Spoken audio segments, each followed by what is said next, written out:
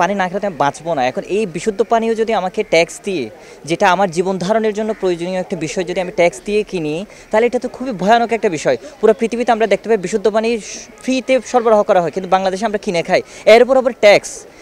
তা এটা তো খুবই ভয়ানক একটা বিষয়।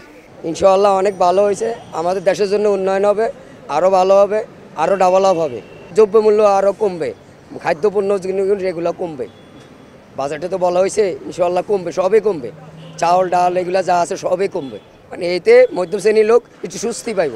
অ্যাজ এ স্টুডেন্ট, আমি তো একজন শিক্ষার্থী, আমাকে গ্রামে কথা বলতে হয় আমার মা বাবার সাথে। এখন আমি যদি 100 টাকা আমি রিচার্জ করি, এর মধ্যে যদি 30 থেকে 31 টাকা যদি সরকার কেটে নেয়, তাহলে আমি কথা বলবো কীভাবে? এবং এই ফোন কিন্তু এখন একেবারে প্রয়োজনীয় একটা বিষয়। আমি ফোনে কল করা ছাড়া আমি কিন্তু বাঁচতে পারবো না।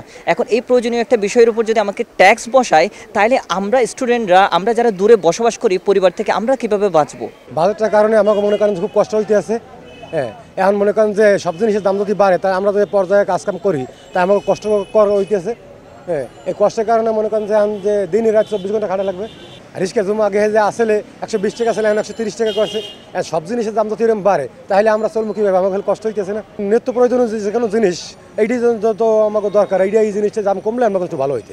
বাংলাদেশের যে বাজেটটা হলো এইবারে, সেটাকে আমরা প্রত্যাখ্যান করি। আমরা মনে করি এটা খুবই গণবিরোধী। আমরা এটা শিক্ষার্থী বান্ধব হিসেবেও মনে করি না, নাগরিক বান্ধব হিসেবে আমরা এই বাজেটকে মনে করি না।